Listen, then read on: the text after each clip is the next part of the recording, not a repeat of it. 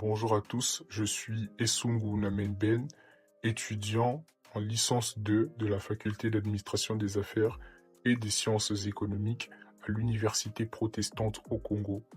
Aujourd'hui, je vous parlerai de la gestion des ressources humaines, autrement dit la GRH. Je vais définir avec vous qu'est-ce que c'est que la GRH.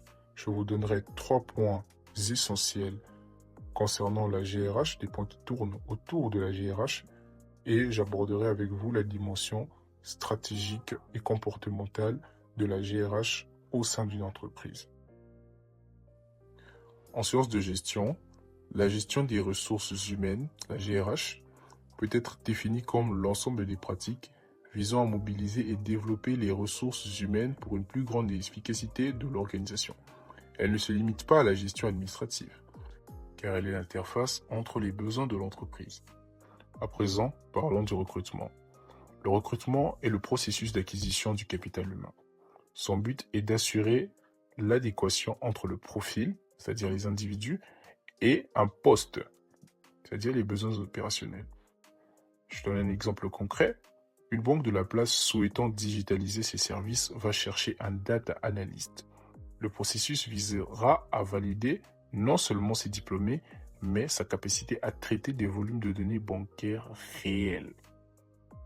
Une autre pratique courante est la formation. La formation est définie comme un investissement immatériel. Elle sert à réduire l'écart entre les compétences détenues par les salariés et les compétences requises par l'évolution des métiers. Je vous donne un exemple concret. Suite à l'adoption d'un nouveau cadre comptable, comme le système comptable OADA révisé, une entreprise organise un séminaire technique pour ses comptables afin de mettre à jour leurs écritures. Parlons à présent de l'évaluation des performances. L'évaluation des performances est un outil de mesure de la contribution d'un agent à la performance globale. Elle permet de justifier les décisions de promotion, de formation ou de réajustement salarial. L'exemple concret que j'ai choisi est celui d'un responsable commercial qui est évalué en fin d'année sur son chiffre d'affaires réalisé par rapport à l'objectif fixé en début de l'exercice. C'est ce qu'on appelle management par objectif ou MPO. Par là, on entend quoi? On entend que le responsable commercial doit réaliser un chiffre d'affaires positif, selon un certain seuil qui lui sera fixé par l'entreprise. Si le responsable commercial n'atteint pas ce chiffre d'affaires-là qui lui est demandé par l'entreprise, alors il ne sera pas bien noté et il sera jugé comme peut-être même étant défaillant.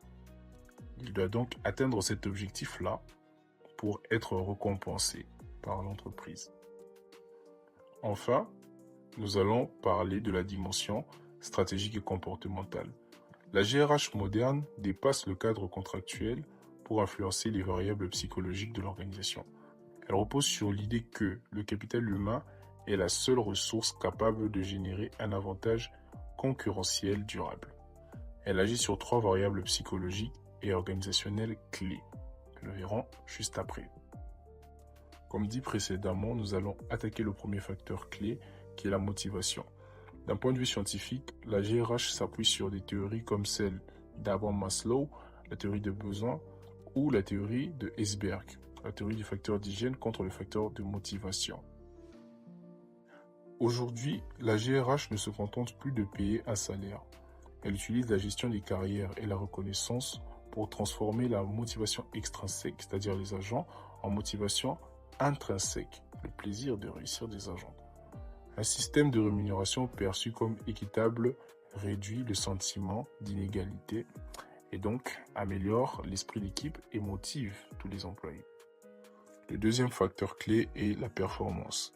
Selon la théorie du capital humain, une gestion optimale des compétences conduit directement à une amélioration de la productivité marginale du travail et donc à la rentabilité globale de l'entreprise. Donc une bonne performance est toujours bonne pour la santé de l'entreprise. Le troisième et dernier point clé est le comportement. Par la culture d'entreprise et l'éthique, la gestion des ressources humaines oriente les comportements vers la coopération plutôt que le conflit. À travers le recrutement et l'intégration, l'entreprise sélectionne des individus dont les valeurs convergent avec les siennes. C'est ce qu'on appelle la socialisation organisationnelle. Cela réduit les comportements déviants et favorise les comportements de citoyenneté organisationnelle. Pour conclure, la GRH n'est plus une administration du personnel. Ce n'est plus seulement gérer des dossiers, mais une gestion du potentiel. Elle est stratégique car elle aligne les capacités des employés sur la vision de l'entreprise et elle est comportementale car elle influence la volonté de ces derniers à agir pour le bien de l'organisation. Merci d'avoir regardé cette vidéo et nous nous disons à la prochaine.